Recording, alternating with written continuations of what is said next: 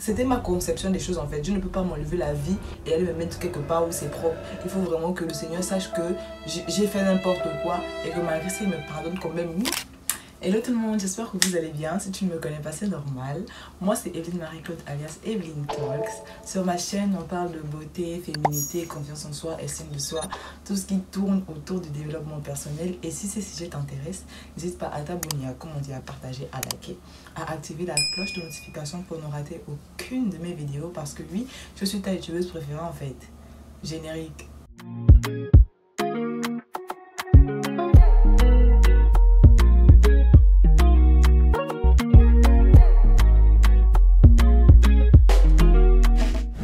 Parler d'une story time qui jusqu'à aujourd'hui, à chaque fois que j'en pense, je rigole toute ma race parce que c'était vraiment drôle.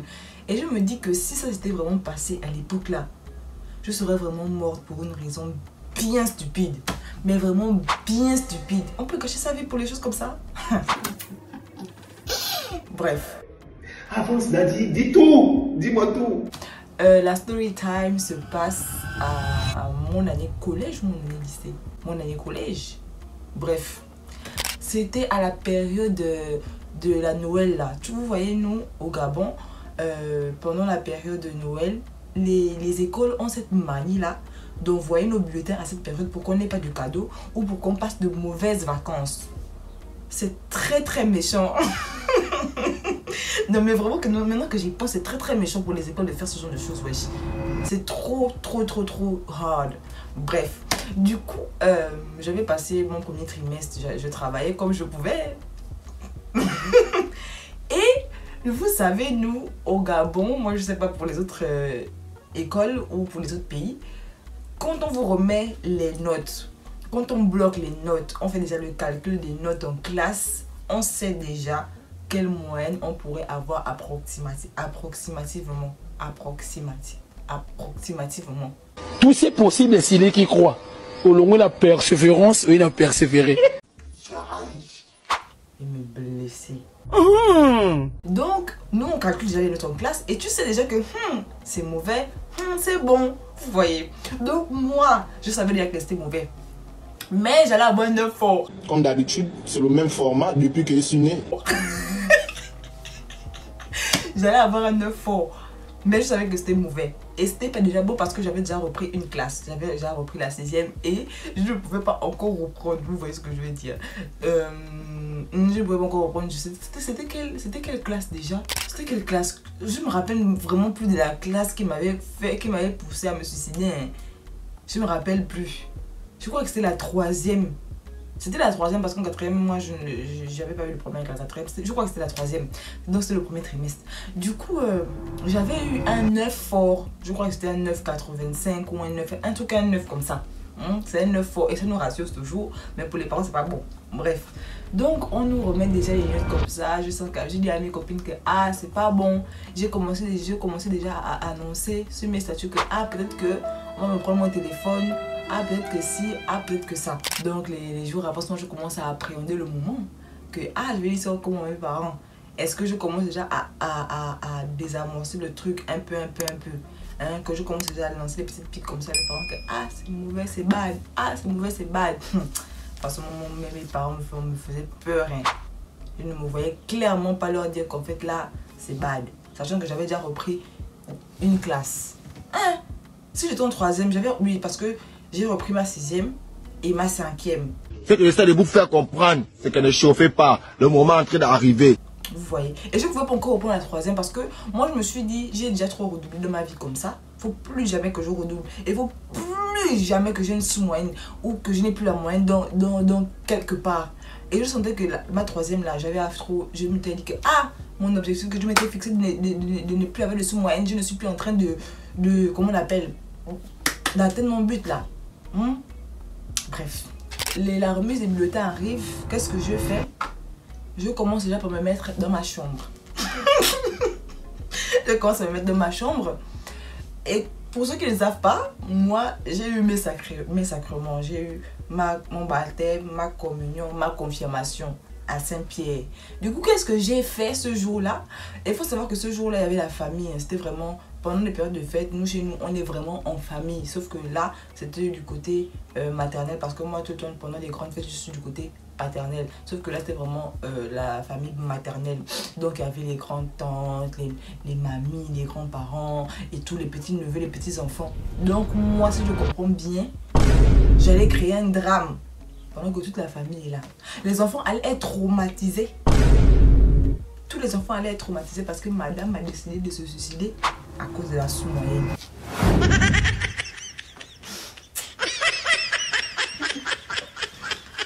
C'est papa qui s'en va toujours chercher les bulletins. Donc, il part souvent très tôt le matin. Et je savais que c'est déjà un peu mon arrêt de mort, quoi. Donc, qu'est-ce que j'ai fait? Lorsque j'ai vu qu'il était déjà 9h, 10h, 11h et que je savais qu'il était déjà sur le chemin de la maison, j'ai pris ma robe des sacrements. Demande-moi, Seigneur Jésus-Christ de Nazareth, je voulais te parler. J'ai pris ma robe des sacrements. Je me suis assise dans le panier de linge sale parce que, enfin, tout le monde a ça chez lui, non? Donc, le panier où on met le linge sale. Parce que je me suis dit, ah, je ne peux pas mourir, je ne peux pas me donner la mort dans quelque part de propre parce que, en fait, c'était ma conception des choses en fait. Je ne peux pas m'enlever la vie et aller me mettre quelque part où c'est propre. Il faut vraiment que le Seigneur sache que j'ai fait n'importe quoi et que malgré ça, il me pardonne quand même. Moi, je sais pas comment j'ai réfléchi, mais c'est ce que je me suis dit. Donc, je me suis changée, j'ai mis ma robe des sacrements. Je suis d'abord partie me laver. Je suis partie me laver, je me suis levée très tôt, j'ai fait les tâches ménagères. En plus, chez nous, on fait les tours, vous voyez. Donc, j'ai fait les tâches ménagères, j'ai lavé les assiettes, j'ai balayé la cour, comment on l'appelle, j'ai fait le petit déjeuner à tout le monde, j'ai nettoyé la maison, j'ai vraiment tout fait. Depuis 6 heures, ça traîne le bro ici. Je souffre même. Toutes les tâches qui n'étaient pas moi là, j'ai tout fait. J'ai commencé à faire des bisous à mes petites soeurs. J'en produis des au revoir quoi. J'ai commencé à dire oh non je t'aime. J'ai commencé à c'était non je t'aime. J'espère que vous allez bien grandir. Faut les trucs comme ça. Oh non. Et puis mes petites soeurs étaient en mode ça pourquoi? Déjà votre grande soeur partait se suicider. Donc j'ai fait quoi après tout ça? J'ai envoyé tous les enfants parce que c'est un terrain familial. C'est un terrain familial. En haut c'est chez ma tante, en bas c'est chez papa et maman. Du coup, toute la grande famille était en haut en train de se raconter leurs souvenirs, un truc comme ça. Et puis moi, j'étais en bas avec les enfants. Donc, qu'est-ce que j'ai fait? J'ai dit non aux enfants, montez d'abord, je vais vite faire quelque chose. Ils m'ont écouté. Donc, moi, j'ai fait quoi? Je me suis assise dans le panier de linge sale avec ma robe des sacrements. Je me suis faite belle, je me suis coiffée et tout. Et je ne vous ai pas dit, hein, j'ai écrit une lettre. J'ai écrit une lettre à mes parents et à toutes les personnes que j'aimais. Oui, je sais que je vous ai déçus et que ça ne devait pas encore arriver. J'espère vraiment que vous allez me pardonner. J'espère vraiment que vous allez passer à autre chose et que vous allez avoir d'autres enfants. Ne pleurez pas trop. Sachez que je vous aime. J'ai commencé à citer le nom de ma petite soeur, de mes cousines. Sachez que je vous aime. Que je sais que vous allez, ça va être dur pour vous de m'oublier. Mais voilà, passez à autre chose. Attendez ça. Tout ça parce que quelqu'un n'a pas eu la moyenne du premier trimestre. La déception, c'est quelque chose. Mulaga, pas la déception, c'est quelque chose. Donc, me voilà. Je suis partie prendre les médicaments dans la boîte médicale des parents.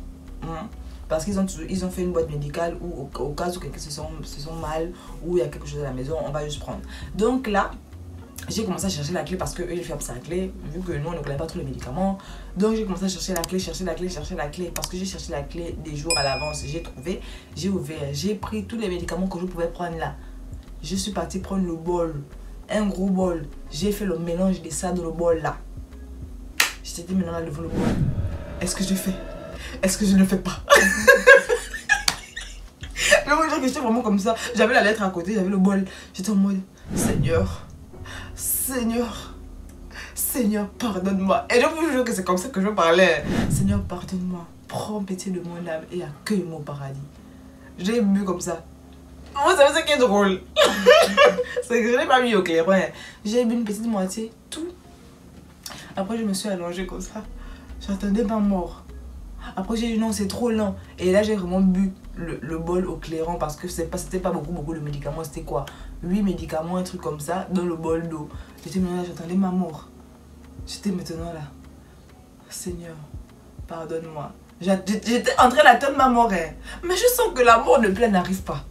Comment ça la mort n'arrive pas? Moi je sais que quand je regarde souvent les films et que les gens prennent beaucoup les médicaments, ils vont mourir en fait. Ils sont en mode... Mais moi je ne ressentais rien. Je ne ressentais complètement rien. Et comme Dieu sait faire ces choses, là, tout le monde a commencé à descendre. Ça a raconté ses histoires. Les enfants sont descendus. Ma grand-mère est descendue. Ils ont commencé à raconter leurs histoires et tout. Et moi, on me demande, mais pourquoi tu portes la robe là? J'ai dit non, j'étais en train d'essayer pour voir si j'ai grossi. Mais je sentais que pourquoi j'ai mis les médicaments et la mort n'est pas venue. Je suis en train d'attendre. 1 heure passe. 2 heures passe. 3 heures passe. Tout ça, je fais son lunch avec les autres. J'ai commencé à avoir faim. Je vous dis que la faim qui m'a attrapé là, incroyable, j'avais trop faim. Et moi, comme j'ai une petite soeur qui me suit et tout, elle est partie me trahir parce qu'elle a trouvé la lettre de mon suicide. Elle est partie me trahir à une de mes grand-mères qu'on aime beaucoup. C'est vraiment, vous voyez, les grand-mères jeunes qui sont toujours jeunes en fait, qui vous racontent sa vie, vous racontez votre vie, elle ne vous juge pas, elle ne vous tape pas. Elle est partie raconter ça à ma grand-mère là. Mamie mignonne, bonsoir, si tu vois ma vidéo, je t'aime et tout. Et du coup, elle est venue, elle a parlé de sa personne, elle est venue me trouver. Elle m'a dit, Marie-Claude, est-ce que tu es folle? Oui, parce que moi à la maison on m'appelle Marie-Claude. Est-ce que tu es folle? Ça nous va aller dans ta tête? Tu veux te suicider parce que tu n'as pas la moyenne? Tu sais combien de personnes ont redoublé dans leur vie? Tu sais combien de personnes n'ont pas eu de moyenne dans leur vie? Et aujourd'hui, ils sont des gens. Toi, tu veux te suicider à cause de la moyenne. Si tu mourais, on allait boire notre café noir, on allait pleurer, on allait tout dire parce que c'est une raison bien bête de se donner la mort. C'est quoi ça? Elle a commencé à me gronder. Après, elle m'a prise dans ses bras. Elle m'a dit de ne plus jamais refaire ça. Elle m'a demandé qu'est-ce que je ressens. Est-ce qu'il faut qu'on aille chez le médecin? Est-ce qu'il faut que... J'ai dit, moi, j'ai seulement fait.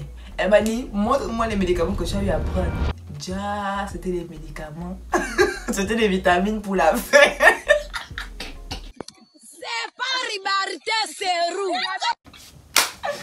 C'était des médicaments pour avoir faim. En fait, c'était pourquoi j'avais trop faim. C'était pourquoi j'avais trop faim en fait. Elle m'a fait boire un truc là qui te fait vomir en fait. Je crois que c'était... elle m'a fait boire l'œuf, le sel et un truc comme ça. Et du coup elle m'a fait boire ça. Après j'ai vomi. J'ai vraiment vomi. Je ne sais pas, je ne me rappelle plus si j'avais vomi des médicaments ou quoi. Mais ensuite elle m'avait envoyé acheter des trucs à manger. Genre j'avais vraiment mangé ce jour là comme c'était incroyable. Si je pouvais prendre 10 kilos ce jour là, j'aurais pris 10 kilos en fait. Les gars. Bref, c'était vraiment ça. Je crois que c'était la fin des 2 semaines de vacances de Noël. Et tout. Bah, mon père a pris mon bulletin. Il n'a pas parlé parce que papa, je vous ai bien dit que c'est quelqu'un de très silencieux. Il n'a pas parlé. Quoi, il m'avait dit que j'espère que je ne vais pas redoubler parce qu'il n'est pas là pour mettre son argent dans l'eau en fait. Il se bat pour qu'on ait un bon avenir. Et nous, tout ce qu'on a à faire, c'est d'avoir des bonnes notes. Donc, il espère que je ne vais pas reprendre ma classe, que je vais me rattraper. Maman, vous connaissez les mères, elle a commencé à parler. Marie-Claude, c'est pas normal. Tu te rends compte que tu as déjà repris 2 classes. Et toi, tu es encore là. Tu leur ramènes encore les sous-moyennes. C'est vrai que la 3e est dure. Mais donne-toi les moyens. Comment tu expliques que les autres enfants, ils ont 12 de moyenne, ils ont 13 de moyenne. Et puis toi, tu es toujours là. Nanani et nanana. Tout ce que j'évitais. Tout ce que j'évitais. J'aurais aimé recevoir des... Je sais pas, de l'encouragement quoi. Que je sais que la 3e est dure. Mais Marie-Claude, tu as déjà repris 10 classes. On va pas à chaque fois mettre de l'argent dans l'eau parce que tu vas reprendre des classes. C'est pas normal. Fais des efforts. Donne-toi à fond. Qu'est-ce que tu ne comprends pas? En fait, moi je vous dis que moi, j'ai cet esprit de blanc. Vous voyez, parce que nous, les encouragements, les trucs là, j'ai l'impression que la majeure partie des parents africains ne connaissent pas ça. Tout ce que eux, ils connaissent, c'est la comparaison. Regarde les enfants de tel, regarde les enfants de tel, les enfants de tel. Moi, j'ai un esprit de blanc. J'aime quand on m'encourage. J'aime quand on me donne des paroles d'encouragement. C'est ça que mon esprit demande, en fait. Statut visé à mes parents. Period. Bref. Du coup, en fait, je ne savais pas que ma grand-mère là avait eu à avoir une discussion avec ma mère tête à tête pour parler entre elles. Du coup, un jour comme ça, j'étais au salon. En tout cas, je ne sais plus ce que je faisais. Et je m'étais fâchée contre ma mère. En tout cas, le matin, j'étais fâchée. J'étais fâchée. Je sais pas pourquoi j'étais fâchée. Je me rappelle plus. Et puis ma mère m'a dit, toi, tu crois vraiment que c'est... Si vous me mettez pas en haut, Qui va aimer ton... Eh, mais pourquoi les parents africains sont comme ça? Ils veulent souvent faire genre comme s'ils ne t'aiment pas, ou je sais pas, ils ne savent pas exprimer leurs émotions, ils ne savent pas exprimer ce qu'ils ressentent. Ils veulent toujours faire comme s'ils sont brutaux. Hein? Ah! Ils sont brutaux.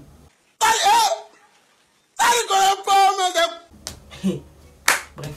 Du coup, je sais pas trop ce qu'on parlait. Elle m'a dit, tu penses que je ne sais pas que tu voulais te suicider? Tu penses que je ne sais pas? J'ai lu ta lettre. J'ai lu ta lettre de suicide. J'ai lu ta lettre de suicide. Mais sache que si tu mourais là, on allait boire le café noir, on allait passer à autre chose. On allait boire le café noir, on allait passer à autre chose. Voilà. Et puis moi j'étais là. C'est tout ce que tu trouves à me dire. Donc tu apprends que moi j'ai voulu me suicider. Et c'est tout ce que tu trouves à me dire. Parce que peut-être que pour les gens c'est une raison bête. Mais moi à cette époque là je n'avais pas d'autre problème que d'avoir la moyenne à l'école en fait. J'allais avoir quel problème là? Les problèmes de facture, les problèmes de loyer, les problèmes de quoi? À cette époque là moi mon vrai problème c'est il faut que j'ai la moyenne parce que mes parents payent mon école. C'est pas une raison bête en fait. C'est vraiment pas une raison bête. C'est les grandes personnes oublient toujours que les enfants ont leurs soucis à leur niveau. Hein? On a nos soucis à notre niveau. On a nos problèmes à notre niveau. J'avais quel âge à cette époque? Je sais même plus. Et du coup, il faut que moi j'ai des problèmes de facture. Non, pour moi, avoir la moyenne, ne pas avoir la moyenne, c'était vraiment une déception. Non seulement pour moi, mais aussi pour mes parents parce que j'avais déjà repris 2 classes. Fallait pas encore que je reprenne. Et puis moi, je suis en mode, c'est tout ce que tu trouves à me dire. C'est tout ce que tu trouves à me dire. Ok, je suis partie dans ma chambre. Ma safe place, et je suis partie m'enfermer là-bas, j'ai commencé à pleurer toutes les larmes de mon corps. On n'est même pas de cette famille. Toujours en train de me comparer aux autres enfants. Qu'est-ce que moi j'ai fait? Est-ce que j'ai demandé à naître sur cette terre? Si vous n'êtes pas d'accord, allez-y, mettez-moi à l'orphelinat ou bien partez adopter les enfants que vous voulez, mais laissez-moi tranquille. Si tu connais une église, envoie-moi, ils vont me délivrer. Je parle en rigolant, mais je vous assure que c'est vraiment des choses. La comparaison entre les gens. Les parents qui aiment comparer leurs enfants pour mettre un esprit de compétition pour qu'ils s'améliorent, c'est pas toujours la bonne technique. En tout cas, ça ne fonctionne pas avec tout le monde. Et d'ailleurs, ça ne fonctionne avec personne parce que soit tu vas mettre en ton enfant un esprit de, comment on appelle ça, un complexe de supériorité, soit tu vas inculquer à ton enfant un esprit d'infériorité. Dans les deux cas, c'est pas toujours bon. C'est pas bon. Un complexe de supériorité, c'est autant pire qu'un complexe d'infériorité. Les deux, c'est pas bon en fait. Arrêtez de comparer les enfants et de vous dire que ouais, c'est la bonne technique à avoir. Non. Period. En tout cas, pour les jeunes qui me regardent et pour les parents aussi qui me regardent, pour les jeunes d'abord, sachez qu'une moyenne ne définit pas votre intelligence parce que moi à cette époque je me trouvais très bête, que j'ai déjà repris la 6e, j'ai déjà encore repris la 5e, c'est que je suis trop bête, tout le monde est plus intelligent que moi. Ça m'avait vraiment mise dans une situation de complexe d'infériorité, non seulement à cause de ça, mais parce qu'on me comparait tout le temps aux autres enfants. Du coup, les enfants qui me regardent, ne vous laissez pas distraire par les commentaires que parfois vos parents peuvent vous donner ou pour ce qu'on peut vous dire dehors. Vous ne devez la perfection à personne et les erreurs c'est normal. Voilà, la vie est faite d'erreurs, mais n'en abusez pas. N'abusez pas. Vos parents dépensent de l'argent pour vous offrir une bonne éducation. Tout ce que vous avez à faire, c'est d'avoir la bonne moyenne. Ayez la bonne moyenne. Comprenez à l'école et restez concentrés. Voilà. Et maintenant pour les parents, arrêtez de comparer les enfants. Vous avez deux choix. Soit vous devenez des parents plus aimants avec un esprit de blanc que vous refusez d'avoir. Soit vous prenez vos enfants, vous partez les déposer à l'orphelinat et des parents qui sauront avoir un esprit de blanc vont les adopter et ils vont réussir. Non, parce que croire qu'un enfant réussira parce que vous passez votre temps à comparer votre enfant, c'est la pire des choses que vous pouvez faire. Voilà. Mais bon, c'est la vie, c'est un parcours. Mais mes parents, je les aime de tout cœur. Je les aime de tout mon cœur. Donc, bref. Nous sommes arrivés au terme de cette vidéo et j'espère qu'elle vous aura plu. N'hésitez pas à vous abonner, à commenter, à partager et à me raconter dans les commentaires vos expériences de si vous avez déjà voulu vous suicider et qu'est-ce que ça quel impact ça a eu aujourd'hui même, parce que moi je me dis franchement si je m'étais vraiment suicidée ça allait être, enfin je me dis ça aujourd'hui parce que j'ai grandi, mais ça allait être trop bête, ça allait être trop bête. Je me suis suicidée pour la moyenne. Bref, et d'ailleurs j'étais passée en classe supérieure, voilà, j'avais réussi à me rattraper. Et imagine, je m'étais suicidée au premier trimestre. N'importe quoi. Passez une excellente soirée ou une excellente journée. Je ne sais pas à quel moment de la journée vous allez voir cette vidéo. Mais surtout, que Dieu vous bénisse. Bisous!